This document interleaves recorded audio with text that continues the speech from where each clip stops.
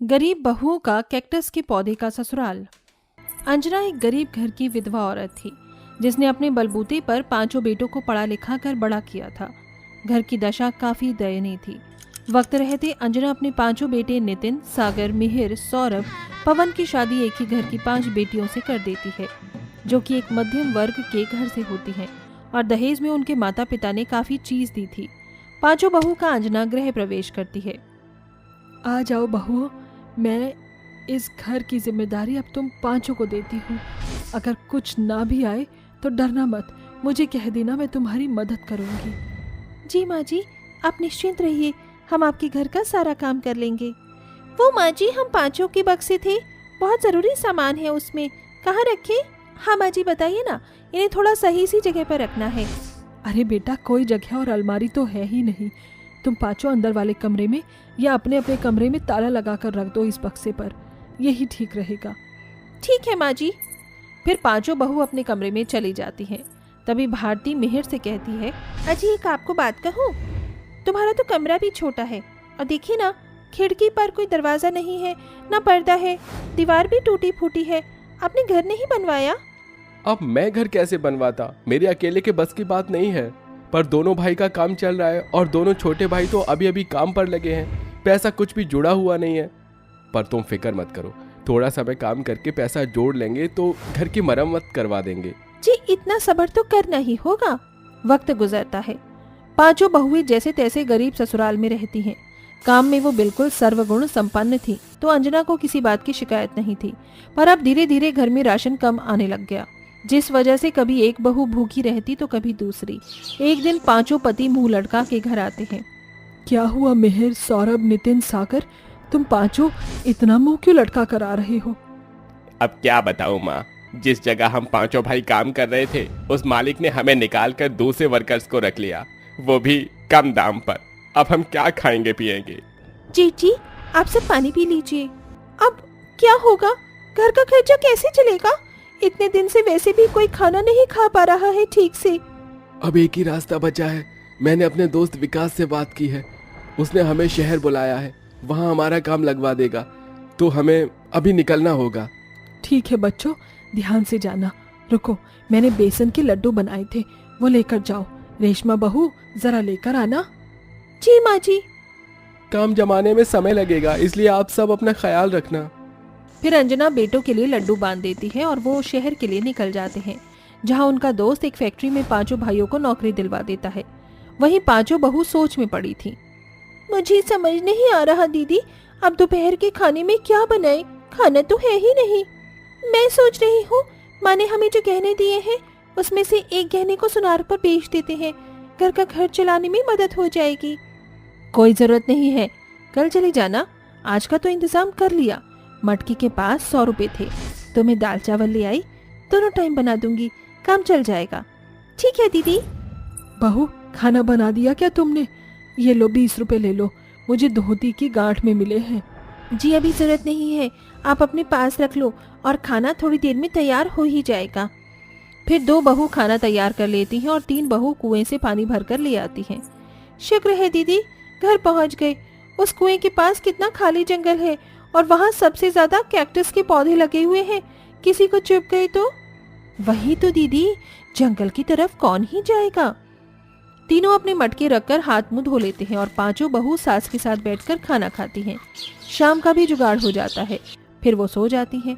पर वही उनकी टूटी फूटी झोंपड़ी होने की बाद भी रात को 2 चोर उनके घर में घुस आते हैं और नए बक्से पर नजर मार के कहते हैं, वैसे तो इतना टूटा फूटा घर है, आसपास कुछ दिख भी नहीं रहा है, मुझे नहीं लगता कि यहाँ कुछ चोरी करने के लिए मिलेगा।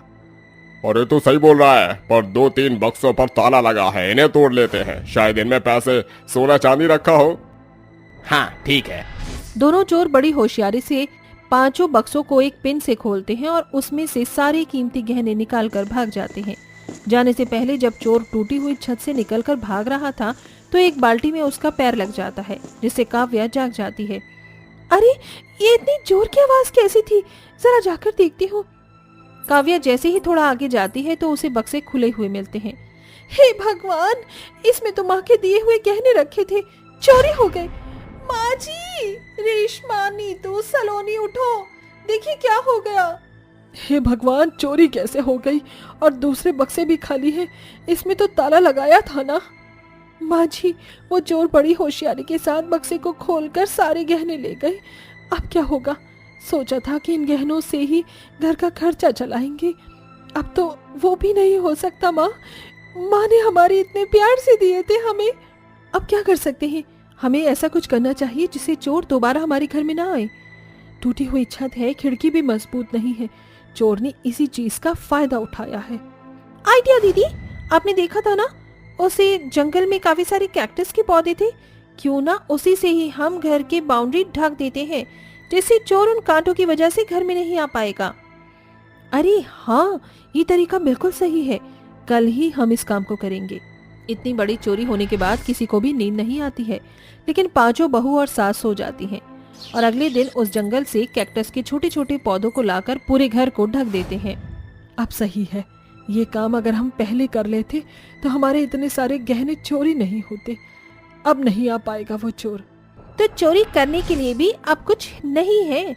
मैं सोच रही हूँ इन छोटे छोटे पौधों से ही खिलौने और छोटे घर बना देती हूँ और बाजार में बेच दूंगी। हाँ, चलो यही करते हैं। फिर पांचों बहू छोटे छोटे कैक्टस के पौधों से छोटे घर और खिलौने तैयार कर लेते हैं। तभी सलोनी के हाथ में कैक्टस का कांटा चुभ जाता है। दीदी, मेरे हाथ से ये निकालना, बहुत दर्द हो रहा है। कुछ नहीं होगा, डर मत, अभी निकाल देती हूँ। ये देख, निकल गया ना। फिर पांचों बहू कैक्टस के खिलौने बनाकर बाजार में बेचती हैं। आइए आइए, इन छोटे छोटे कैक्टस के पौधों से बने खिलौने ले जाइए, इससे आपके घर में कोई चोरी नहीं होगी। आइए आइए, मात्र 10 रुपए। सुनिए, मुझे ये बहुत प्यारा लग रहा है खिलौना, जरा दिखाना। और मुझे भी, पर ये चुभेगा तो नहीं? निश्चिंत रहिए, नीचे हमने कपड़ा बांधा हुआ है, उससे नहीं चुभेगा। इस तरह उनके कैक्टस के पौधों के खिलौने बिक जाते हैं। वहीं एक रात वो दोनों चोर फिर से आते हैं और उनके हाथ पैरों में कांटा चुभ जाता है और पांचों बहू उस चोर को पकड़ लेती हैं। बचाओ, अरे बचाओ, कांटा लग गया। तो तुम लोग हो जो मेरे घर में चोरी करने आए थे? तुमने ही गहने चुराए हैं ना? हमारे गहने वापस कर दो, वरना मार मार के तुम्हारा कचौंबा निकाल देंगे और इन कैक्टस के पौधों को तुम्हारे कहां कहां चुबाएंगे, सोच भी नहीं सकते। मेरी बहू के गहने वापस कर रहे हो या चुभा दूं?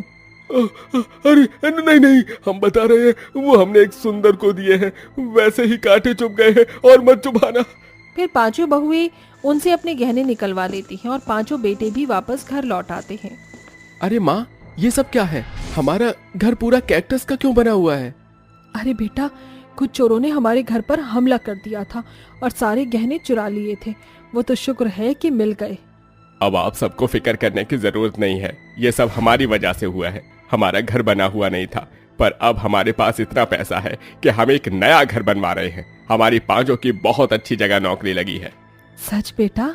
हाँ माँ। इस तरह पांचों बेटे अपने महीना के कमाए हुए पैसों से गांव में एक अच्छा घर बनवा लेते हैं, जहां पांचों बहू बेटे अपनी माँ के साथ खुशी खुशी रहते हैं और धीरे धीरे उनके घर की आर्थिक स्थिति भी बेहतर हो जाती है और पांचों बहू कैक्टस के खिलौने बनाकर बेचने लगती हैं। रात के 12 बज रहे थे और गीता, बबीता, दोनों जुड़वा बहनें अभी भी सिलाई मशीन लेकर लालटेन की रोशनी में कपड़े सिलने में लगी थी। तभी उनकी माँ वंदना कहती है, तुम दोनों कब तक देर रात तक कपड़े सिलती रहोगी? आंखें चौंधी आ जाएंगी। बस करो, बाकी का काम कल कर लेना, खाना भी नहीं खाया है। अरे माँ, आप तो जानती हैं, कल 2 जोड़ी लहंगे ब्लाउज तैयार करके हमें देने ही हैं। आधा सिल पाएंगे, तब सुबह तक आधा काम पूरा हो पाएगा। हाँ माँ, गीता बिल्कुल ठीक कह रही है। अभी हमने पक्की सिलाई कर दी है, पर कच्चा करना होगा। अब 2 घंटे तक आपने और पिताजी ने खाना खा लिया? हाँ, तुम दोनों की ही रह गई है। पिताजी तो सो भी गए। वैसे तुम दोनों तो मानोगी नहीं, मैं ही लालटेन की लौ तेज कर देती हूँ। फिर वंदना दोनों लालटेन की लौ तेज कर देती है, जिससे उन्हें ज्यादा रोशनी मिलती है और वंदना भी उनके काम में हाथ बटाती है। देखो, मैंने यहाँ से तुरपाई कर दी है दोनों ब्लाउज की, ये ठीक है ना? हाँ माँ, आपने काफी मदद कर दी। अब आप सो जाइए, हम भी आ ही रही हैं सोने। नहीं, मैं थोड़ा और काम करवा देती हूँ। अरे नहीं माँ, आप आराम कर लीजिए ना, हम ठीक हैं। ठीक है। फिर दोनों बहनें जल्दी बचा कुचा काम खत्म करके सो जाती हैं और अगले दिन भी जल्दी उठकर लहंगे को तैयार कर देती हैं। तभी सविता नाम की एक औरत आती है। अरे गीता बहन, ये लीजिए पैसे, मेरा ये बराबर तो बनाया ना, फिटिंग का आएगा ना ब्लाउज? आप निश्चिंत रहिए, बिल्कुल सही फिटिंग आएगी। पर मैं गीता नहीं बबीता हूँ, गीता उधर बैठी है। अच्छा माफ कीजिएगा, वो क्या है ना, आप दोनों जुड़वा बहन हो, काफी हद तक एक जैसी शक्ल है, तो मैं क्या कोई भी धोखा खा जाए।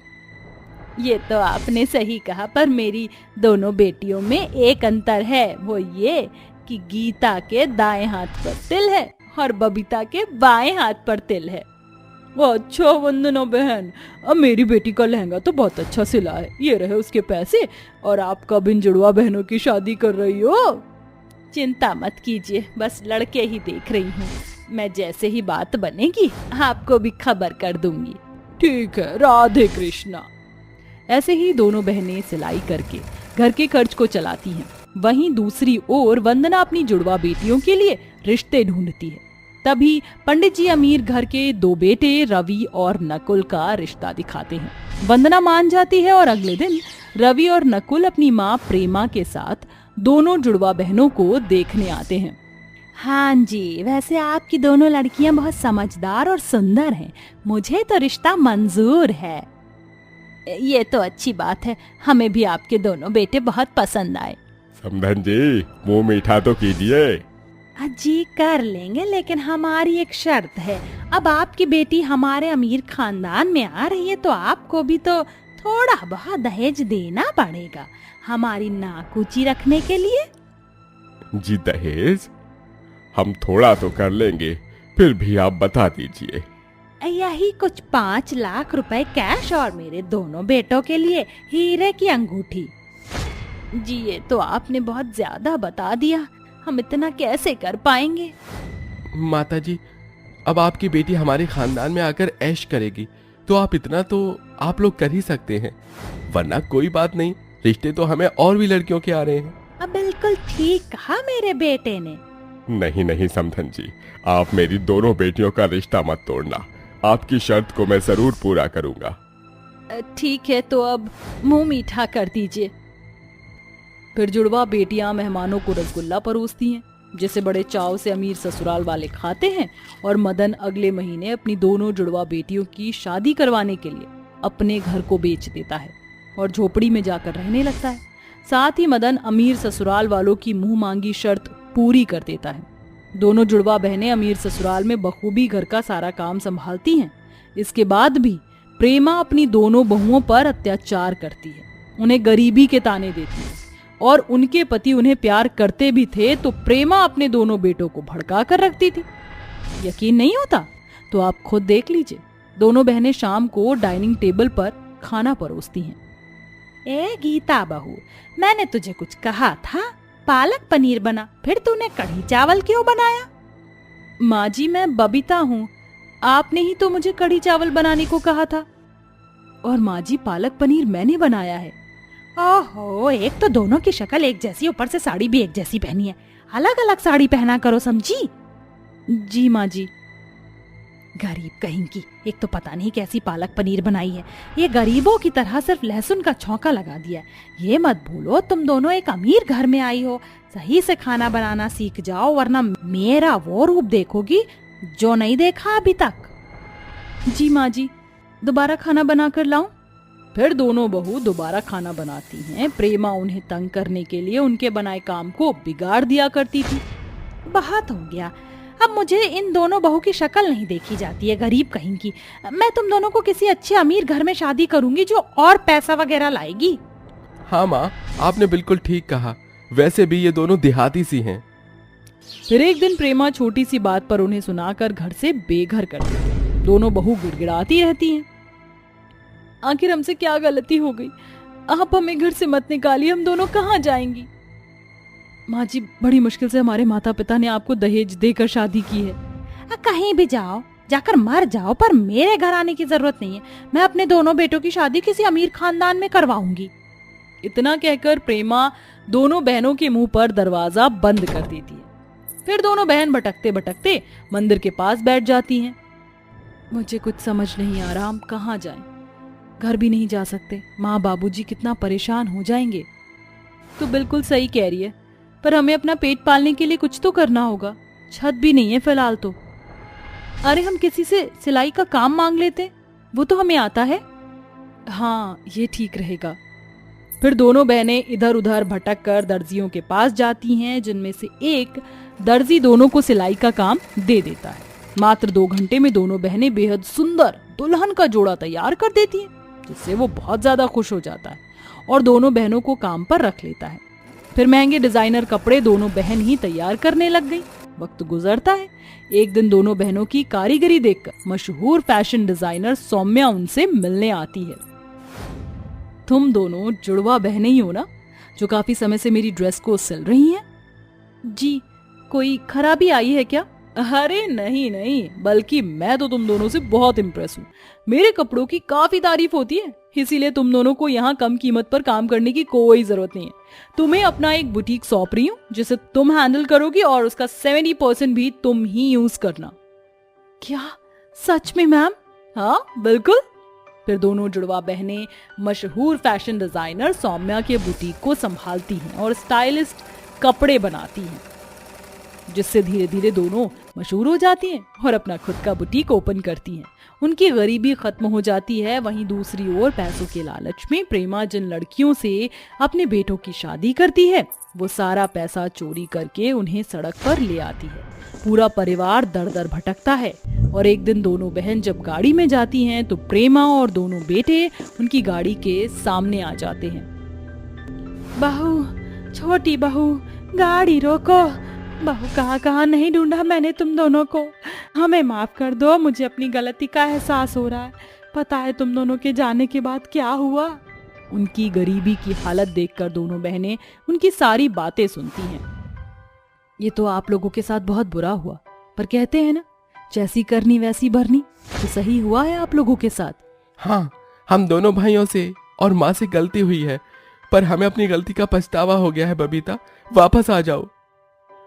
हाँ गीता, कभी नहीं। आप सबने हम दोनों बहनों के साथ तो बुरा किया और हमारे माता पिता को भी बेघर कर दिया, इसलिए हम आप जैसे लालची लोगों के पास वापस नहीं आएंगे।